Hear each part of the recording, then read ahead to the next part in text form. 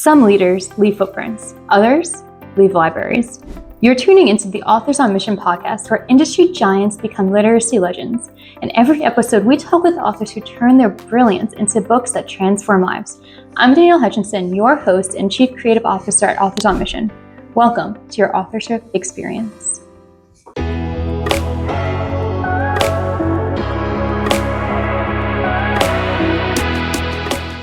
Hello, everybody. Welcome to another episode of Authors on Mission podcast. I'm Danielle Hutchinson, your host and Chief Creative Officer here at Authors on Mission. And during this podcast, we dive deep into the strategies and insights of experts who are revolutionizing their fields. Our mission is to empower aspiring authors with knowledge and confidence to become experts in their own right.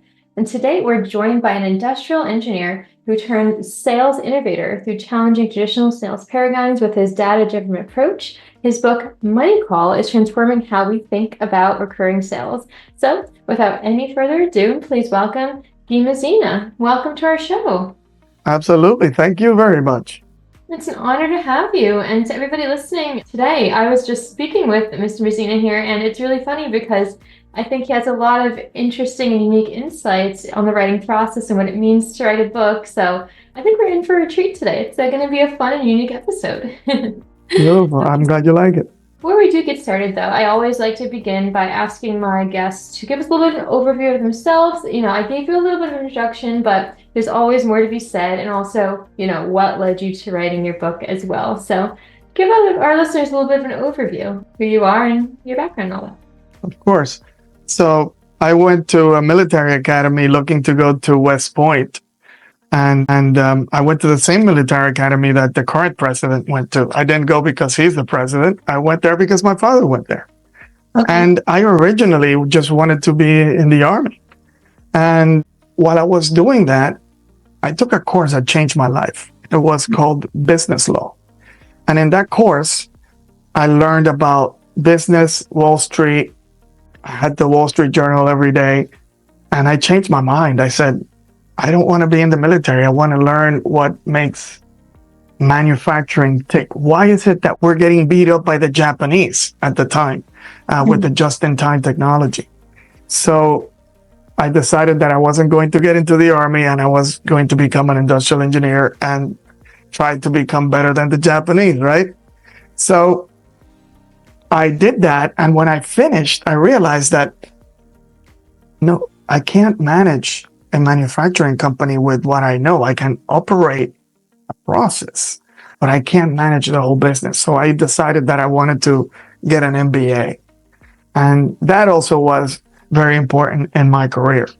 Now, when you started the whole conversation, people may think that I stumbled and I just discovered a way to get into sales. And in reality, it wasn't anything like that. I was an expert in processes. I was an expert in manufacturing, and I was hired as a consultant at one of the top 5 consulting firms, a management consulting firm. And the first thing that I heard is, okay, now you have to sell. So that's what got me into sales. I really did not think that I was ever going to be selling, because I did not like selling at all. I felt that salespeople were way too many in the world. We didn't need them, and we should be just fine by reading whatever we need to buy and just go ahead and get it by ourselves. Well, I learned that sales is a process. And by learning as an industrial engineer that is a process, it made a lot of sense for me. And I understood that the people that are peddling stuff on the street, or people that are just cold calling and doing all kinds of things that we don't like. Nobody likes to be sold what we all love to buy. So not being sold is what we considered salespeople. And that's what changed the whole thing for me. And now I love sales. And obviously my last book is about selling. But now that you talked about what is it that made me turn into a writer? This is my 4th book. And I don't believe we write books. I learned from Wayne Dyer that the universe uses us as a tool to just get a book out into the world. We need to look for ways to serve. How can we help? What is it that people are not looking at that we can help with or approach?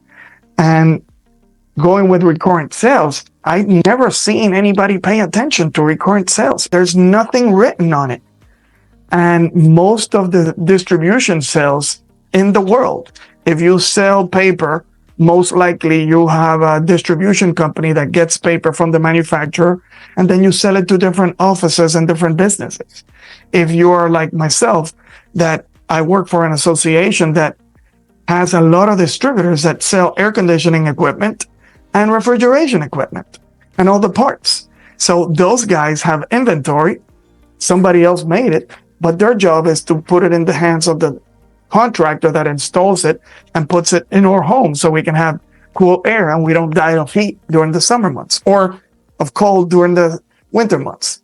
So in the end, that is recurrent sales because you normally go to the same supermarket to get 80% of what you want.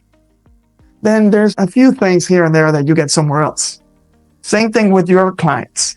They're going to go and buy the air conditioning equipment from the same distributor. There could be one or two things that they get somewhere else. Same thing with that paper distributor. He's going to get the paper, he's going to get the envelopes, he's going to get the folders from that same distributor most of the time. Now, there's going to be clips or something else that he may get somewhere else, but most of the stuff he's going to get on a recurrent basis, month after month, every 3 months, whatever the amount of orders that he gives you, that's what you're going to get. So I never saw that anywhere. And we're copying the wrong practices from other type of sales. So let's say you sell health insurance or you're selling life insurance. Health insurance is recurrent because every year you have the same customers buying health insurance. Now, life insurance is not recurrent. It's one in a lifetime decision. Maybe you drop it and then you get it back. So maybe twice. If you sell cars, you don't buy cars every year or you don't buy cars every month. So every 5 years, if you lease every 3 years, you're going to be out shopping. So it's a longer cycle time. If you sell software to a business, it's not going to be 10, 15 years till you buy it again. If it's software as a business where they have to pay a subscription, that's recurrent sales. So one is different than the other and the approach has to be different. And that's the reason we wrote the book. Does that answer your question? Yeah, I think so. It's, I guess, in a simple way of saying things, would it be correct to say that, the reason you wrote the book is more so to fill the need of what your audience was looking for and sort of answering their questions? Or perhaps maybe you could expand a little bit more about that. Okay, go ahead. If you think about the way the old Apple CEOs thought that, hey, if I wanted to bring something innovative, I do not want to do market research because they don't know what is it that they want. So nobody was asking for a recurrent sales book. Nobody talked about it because most people are lost. They're just copying the wrong path. They're using the same system to sell cars, to sell life insurance, to sell software for something that is recurrent. And why is it different? Because in one, you need to do a lot of prospecting because you have a new customer every time. In the other one, you don't need to do a lot of prospecting. What you need to do is pay attention to your current customer, make sure that you're serving them right, understand what is it that they need, and see if you can help them with more stuff. So totally different things just on that first step in the process. But then the same thing with follow-up, the same thing with closing, the same thing with presenting. You don't need to do a lot of presenting, the system that is for recurrent sales. You need to do a lot of presenting when it's one in a long time or a long cycle sale. So there's a lot of differences in the steps. In one, you need to know a lot more of the customer. In the other one, you need to know more about the customer's problems. Two different situations. Nobody thought of that before. That is the reason why if I did market research, recurrent sales, I never heard of that. I'm never going to need that. So you don't necessarily go with what the market tells you. You got to go with what you know it's working. You put it into testing, and I have the best lab in the world because working for an association, I have a lot of companies that are in recurrent sales. So when we changed the system and we saw the results, we said, hey, we have something here. Let's put it into a book. Let's make sure everybody practices it. Does that make sense now? Yeah, thanks for clarifying that. I see now it's more about trying to introduce something new that people might not have thought they needed, and that way you were able to present the information to them. And now I wonder, is that the reason why you decided to write this book more of like a narrative format rather than the traditional business book? Perhaps, to kind of draw them in a little bit more and relate to them more? Yeah. So the first thing is that sales, unfortunately, is not a profession that you can learn at university. I wish there was some university courses on it. And you can take maybe 1 or 2 classes, but you don't have a diploma on sales. So you need to do a lot of reading. You need to do a lot of practicing. And I hope that recurrent sales would be one of those subjects that is taught if there was a university diploma. But going back into your question on why is it that I did it in a novel format versus just a book? The first thing is a lot of sales book, they're just boring. And there is too much information, it's way too long, and you don't provide real implementation answers. My job is not to just write a book. I want you to go ahead and do it. I don't want readers, I want doers. So I wanted to put you in a situation where you were reading and saying, that's what's happening to me. I could experiment with it. Let me use the data that I have so I can understand if my process follows the same guidelines as what he's saying. So in a recurrent sales business, for example, that distributor that sells office supplies, he's going to get a lot of phone calls. That means that he's reactive. He is waiting for the customer to say, hey, Guy, send me XYZ amount of envelopes.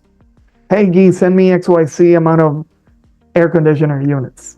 So that is being reactive.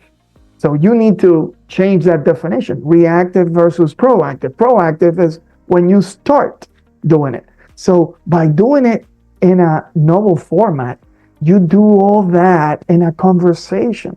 So it's like you're listening to 2 people that are your friends, and you're saying, wow, I wonder if I had that problem in my business. And now you start poking around and looking so you can implement it.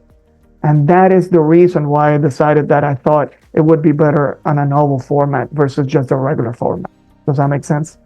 Yeah, understood. And not only is it in a novel format, but you also, in a very unique way, draw parallels to Moneyball. The movie that everyone knows and relates to. So, can you also just elaborate on how data analytics and baseball inspired you in your sales methodology? I mean, what made you have that connection? Beautiful. So the first thing is, I'm an industrial engineer. That's never going to change. But one thing that I did not enjoy when I started into sales was sales is an art. That is totally wrong. Okay? If it's art, you can't replicate it. Somebody's going to be good, somebody's going to be bad. But if I do exactly what the good guy does, I should get the same results. So that's the difference between a process and art. Now, it is not a science yet. Like economics, we call it a science, but it's not necessarily a science. There are certain things that normally apply.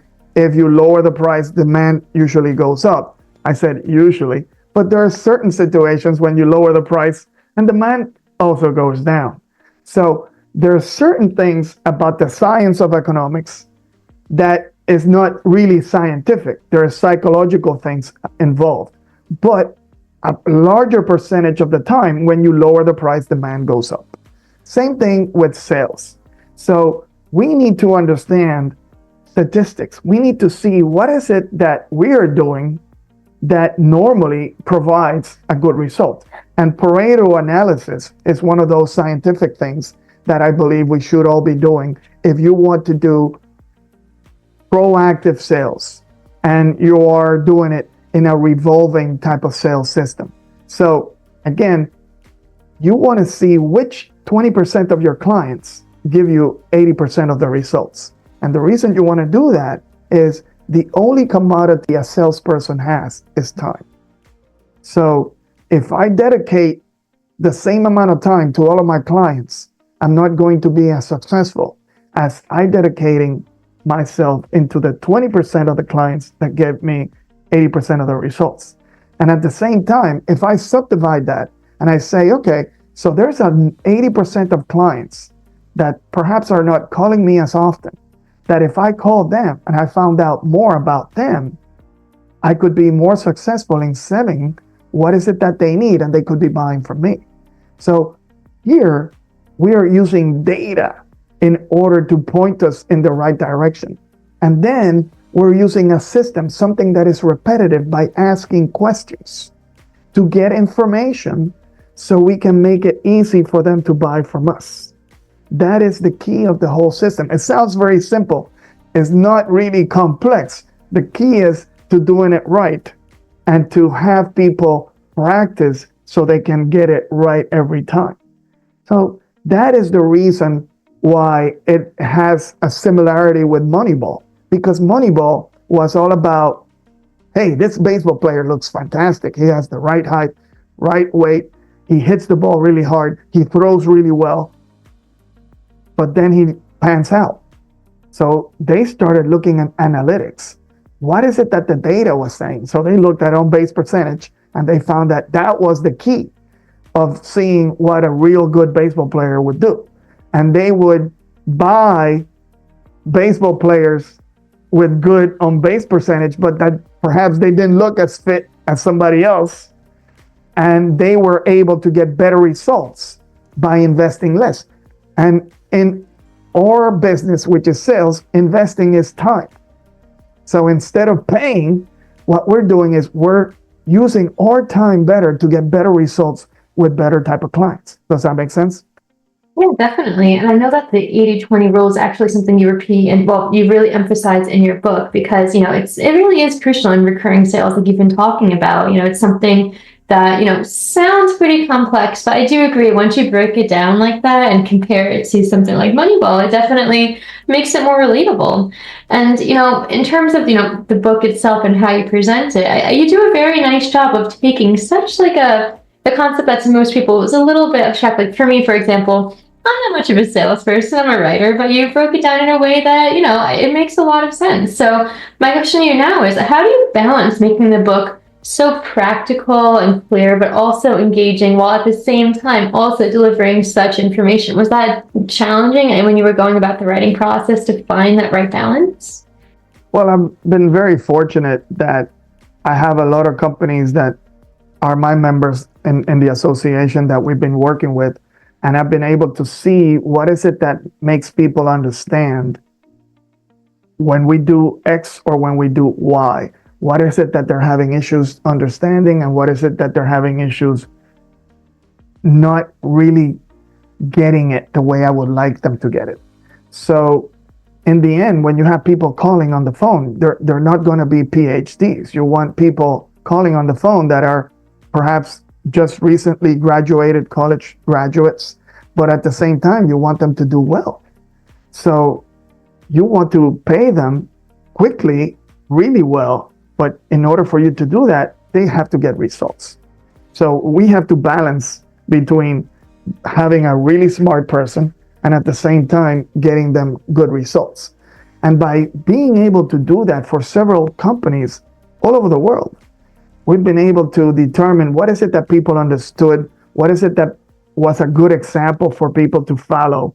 And then we use that in the book in a way that it would describe the situation, so it makes it easy for anybody reading it.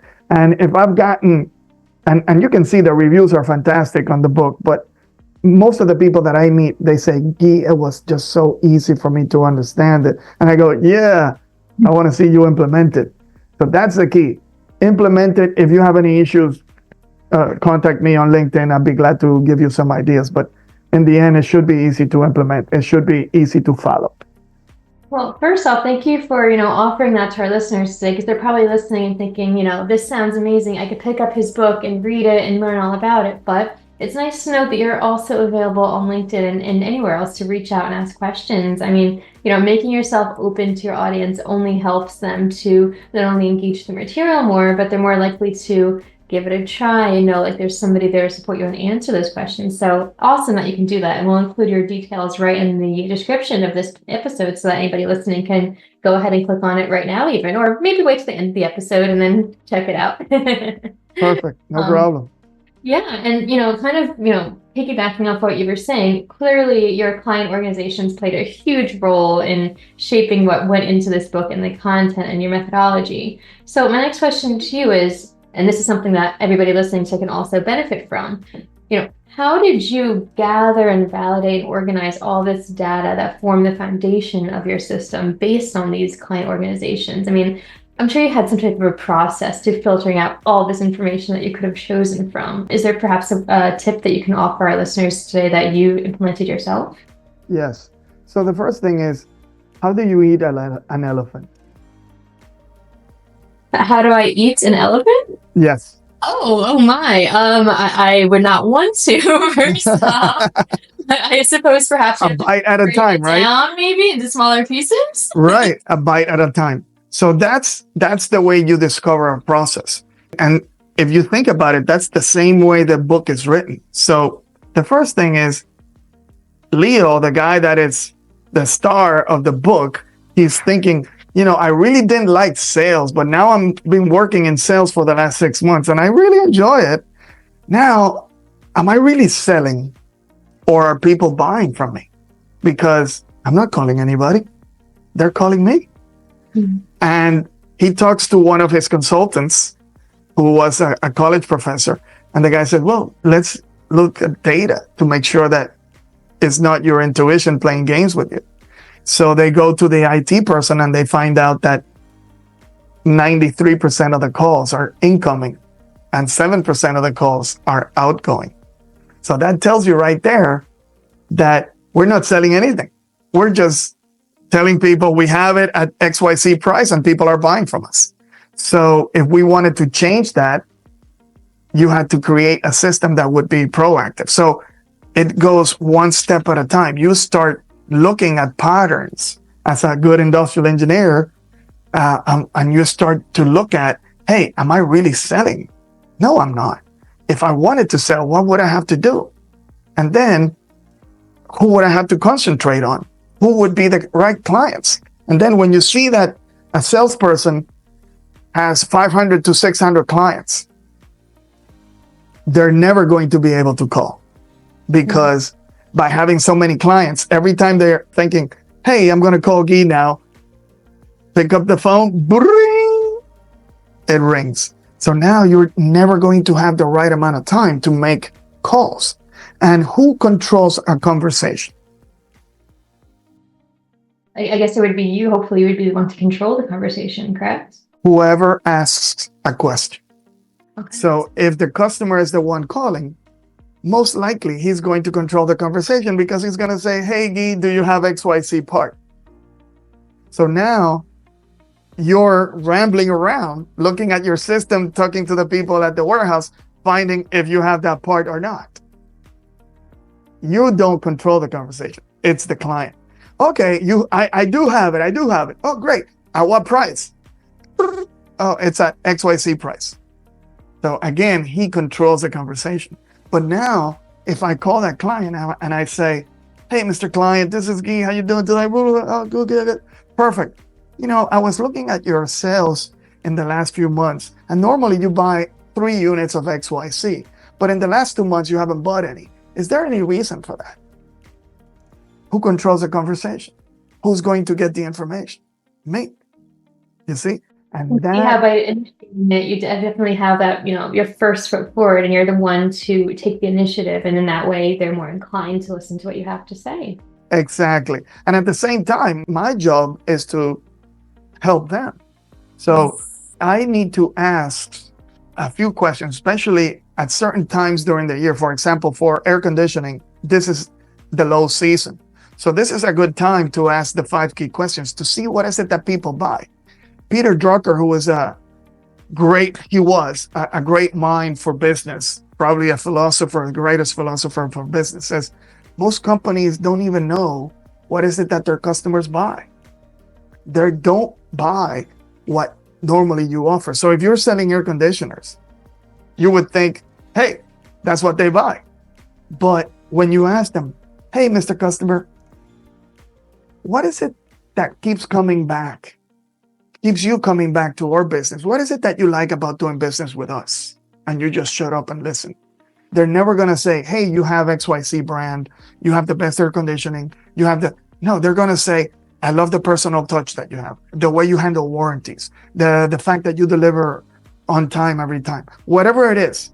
They're never going to say the product. They're going to say something else. And customer A is going to say one thing, customer B is going to say another thing. So in the end, you need to understand what is it that they buy. But you also want to understand what they buy from the competition. So that's another key question. So there's 5 key questions that are going to allow you to understand what is it that they buy. And then there's 2 questions that you're going to be asking all the time, which is why they broke a pattern that they were buying certain things and for 2 months they haven't bought, which is the question I did before. Or the other one is, normally you buy tires and you never buy lubrication for your brakes. Okay? So again, you're just asking a question to see why is it that they buy A and they don't buy B. And that is going to increase your sales because they're going to say, hey, 80% of the time, this is the answer. I didn't know you had B. 80% of the time. The other 20, 15%, they're going to say, hey, I quoted B from you 6 months ago. You were too expensive, so I never buy that from you. And then you can now understand that they're buying from somewhere else. And you can see, hey, perhaps I quoted you on the amount that you asked me for instead of what you buy the whole year. Let me see what is it that you buy the whole year. Let's see how we can help you. And things like that. You're getting more information in order to be able to help the customer. Does that make sense? It does. And what I'm noticing is, you seem to be very inspired and that all of your theories and approaches are inspired by your experiences in life. I can see how you're drawing from that engineering background a bit in all of this explanation because, you're gathering information about your client in order to approach them in a certain way. And you have a very systemized approach in doing so. You're looking at what they're buying from others, you're looking at what they don't buy from you, and you're kind of filling in those gaps and finding where exactly you can fill that need and direct them to you and more services from you.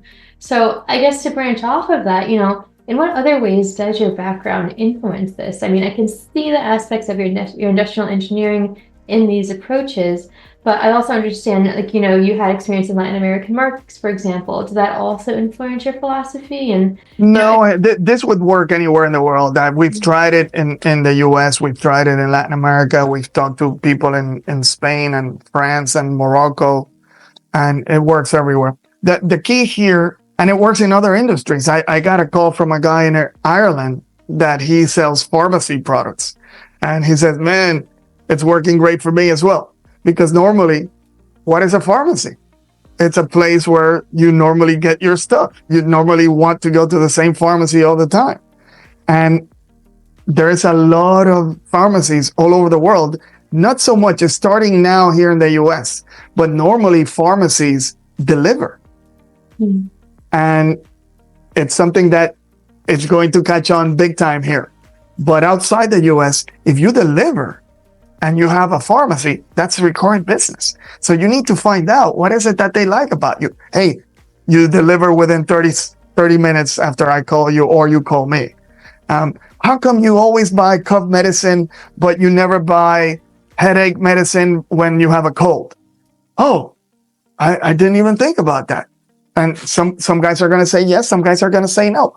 But again, it's the same system. And the reason it's a system, there is a lot to do with industrial engineering, but the other thing has to be with effectiveness. It's been long known that the biggest problem for organizations that have salespeople is salesperson A sells in a way, salesperson B sells in another way, salesperson C sells in another way. How can you control that? How can you have an experience from the customers that is the same?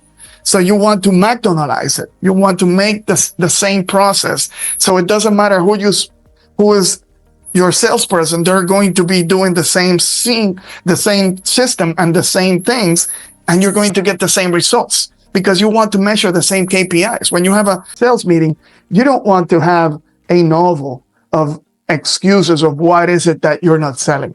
You want to know how many calls did you make? How many follow-ups did you make? What is your closing ratio? What is the amount of open quotes that you have available? And that fifth one, it's one of the reasons why I give out my information, because there's certain things that are happening with the system that I'm not going to make all the different improvements to it. There's people calling me and saying, hey, there's this KPI calling open quotes that has been really helpful for me. And for the second edition, you can believe it, it's going to be there. Open quotes, you don't want to have increasing open quotes week by week. That means that the salesperson is not following up, getting a yes or a no. Open quotes doesn't mean that they closed it. It means that they got a yes or they got a no, because that is a way for you to get information. No, I bought it from somewhere else. My customer didn't pick me, so that's why I didn't buy it from you. But at least you have a response on that quote and you're not following up on something because it's just there. Does that make sense? Yeah, definitely. And it's actually really cool to know that all of your approaches and everything that you have in the book has been just widely received by so many people. I mean, you're seeing pharmaceutical companies coming to you saying they've applied your approaches, and you're having people come to you with more suggestions for your book. I mean, both ways it's working. You're being approached by people and you're hearing feedback all the time from your book. So that must be just an amazing feeling. And to everybody listening right now, that's one reason why they're inspired to write a book too, is to make sure that they're making a difference on others' lives. And clearly from your book, you are, because you're hearing all this feedback. I'm wondering if you wouldn't mind sharing a little bit about some of the reception the book has gotten and how it's perhaps helped your business and everything like that. Can you shine a light on some of the results? Whoever wants to write a book to make money, they're in the wrong business, right? So the reason you write a book is to help. And I'm also a sales coach. So I help salespeople and I help a lot of sales managers. The thing is, a lot of people approach you and they say, hey, Guy, I love the course that we took for a day and a half. Is it written somewhere? And that question continuously made me say, perhaps it's time for me to just put it into a book format. And that's how it started. The second thing is, I'm very fortunate that I get to meet a lot of the people that read my book, because those are the people in my industry. Now, I am lucky enough that there is such thing as Amazon, that you can buy a book it could be electronic or it could be just shipped anywhere in the world. That's why people from Ireland and Morocco and France have contacted me. A guy from Italy even wrote one of the reviews in Italian. So I am fortunate because when I travel, I get to meet a lot of these people. Now, does it help you in your business? Well, my business is to help my members. Okay. Have there been some other companies that have approached me to see if I can help them?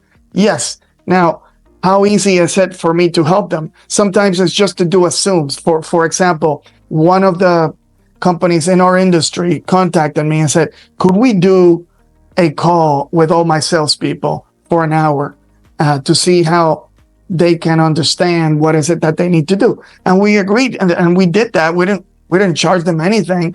Obviously, a lot of the salespeople bought the book, and I'm sure that when we do some kind of certification or something, they'll probably sign up. And there's going to be different levels to that. And with time, more and more things are going to be happening. And again, you don't write the book to make money. You write the book to serve and let the universe take care of the rest. Yeah, well, I 100% agree. And, nowadays, you mentioned before with Amazon, with, how easy it is to get a book out there. There's no limit to the impact that you can make. I mean, I love that you said you have people leaving reviews in different languages too. I mean, that just goes to show how you've, really spread the message and spread these insights around, because, you never know who's going to pick up your book once you have it out there. And it must feel just really great to know that you've done that. So branching off of that, I mean, what's next on the horizon for you? Now that you have the book out there and you're leading so many incredible initiatives, what's coming up next? Well, the next thing, I already did it about 3 months ago, which was to put it available in Spanish, because now I wrote it in English because most of the people in the world that read, they would read in English. I don't feel that Latinos like to read that much. So I decided that I was going to read and write it in English. Then when I went into Latin America, a lot of the sales managers that read it in English, they said, man, I love it. I want my salespeople to read it, but they don't speak English. So I said, all right, so here we go. We translated it and it's out on Amazon as well in Spanish. It's got a yellow tag on it. The English version is going to look like this, and the Spanish version is going to have a yellow line over here that says en español, right? But definitely to have it in English is what gives it worldwide appeal. You won't have someone in Italy or Ireland reading it if it was in Spanish. So I'm glad that I decided to write it in English, and it's been my second book in English, but I don't know if we're going to do anything else. I don't want to do a book that is in audio. I don't want to go through that trouble. I'm just happy the way it is, and let the universe take care of it from there. If you're looking for it to be on audio, forget it. It's not going to be.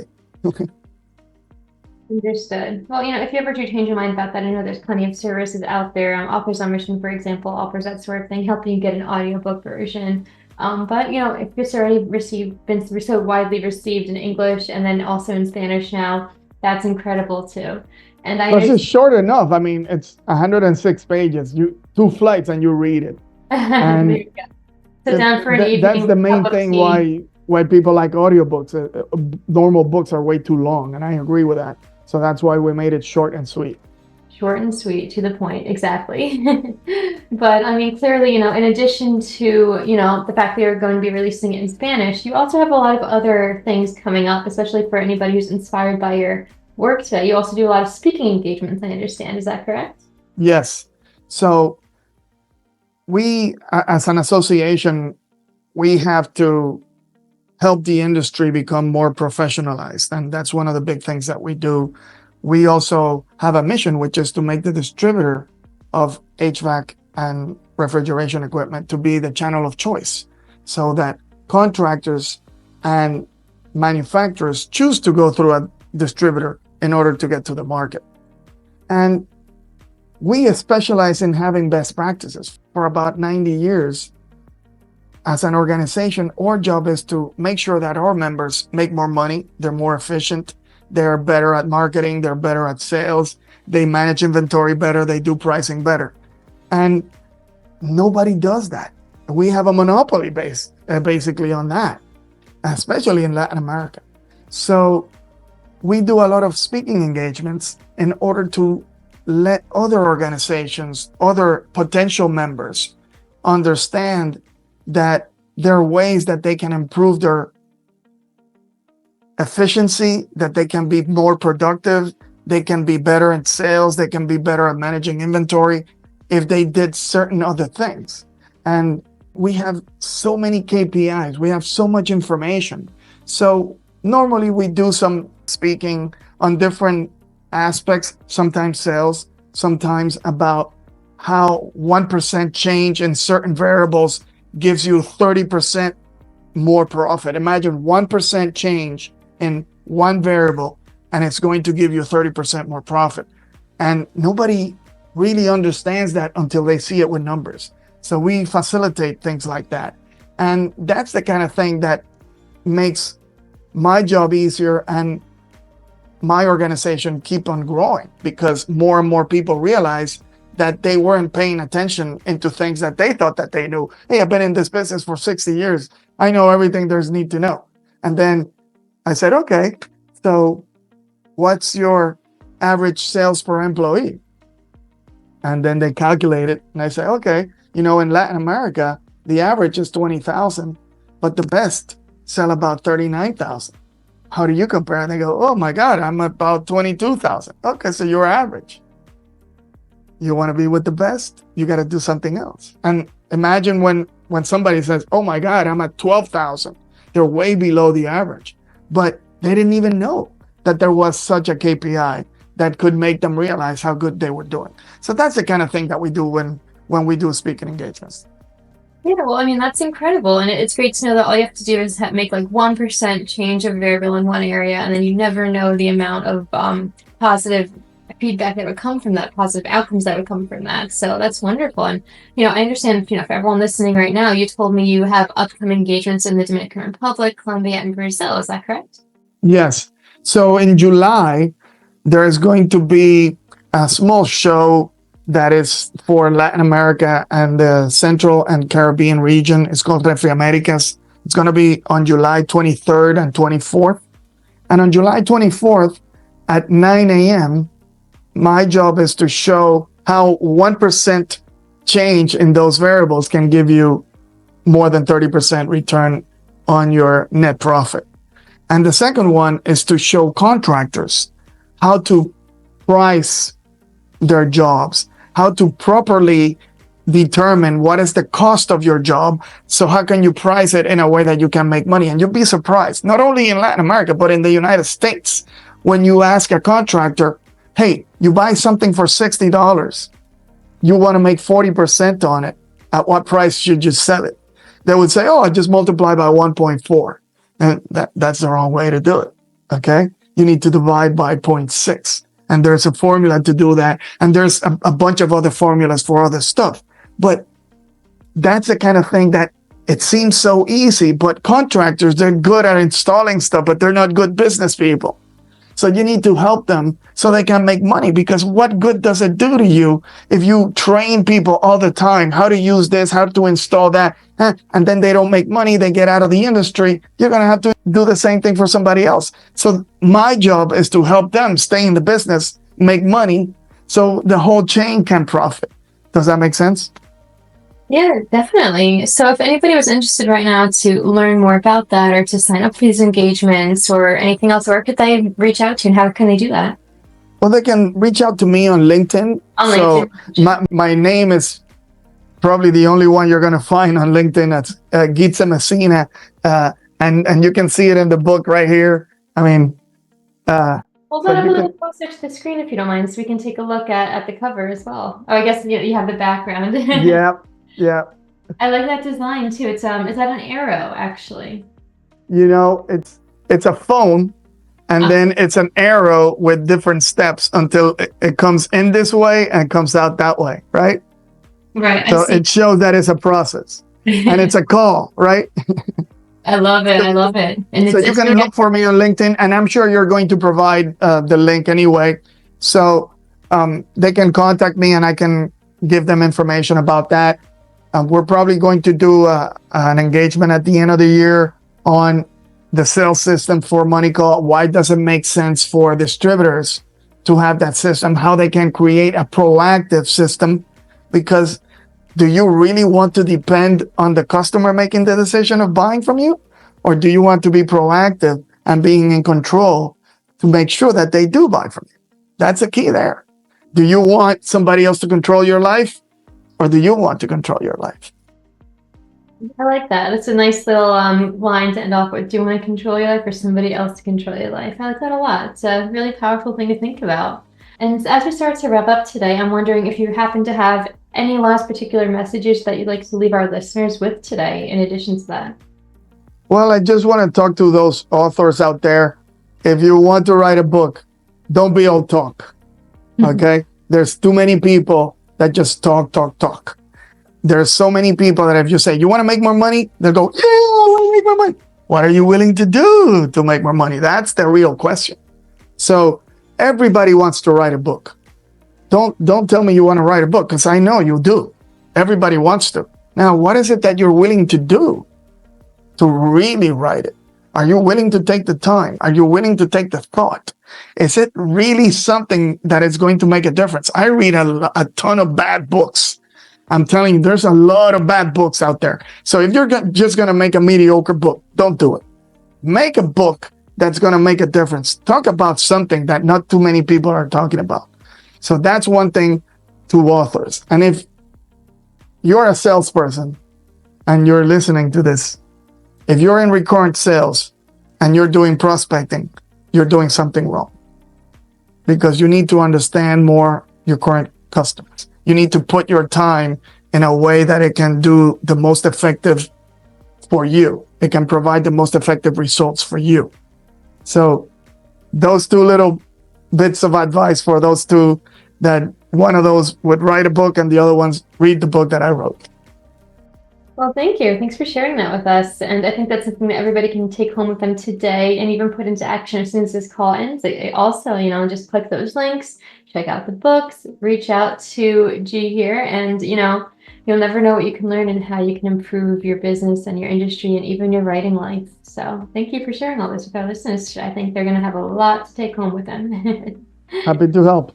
Awesome. Well, to all of our listeners today, thank you so much for joining us on the Authors on Mission podcast. Our guest has really shown us how engineering principles and data analysis can revolutionize sales approaches. And, his whole story going from engineer to salesperson to author really just shows what our mission of sharing expertise to inspire others is all about. So remember to check out Money Call to learn more about his innovative approach to recurring sales. And don't forget to check out our other Authors on Mission episodes to learn more about inspiring authors just like yourselves who have gotten their book out there and share techniques as well. So again, click the link in our description here to find out more about Messina here and his works. And thank you again for joining us today. It's been a pleasure. Thank you. And to all of our listeners, keep writing, keep inspiring, and keep leading. We'll see you next time. This is Danielle Hutchinson reminding you that somewhere, someone needs the book that only you can write. Visit authorsonmission.com to start your legacy. Until next time, keep leading, keep inspiring, and keep thinking in chapters. Have a great day.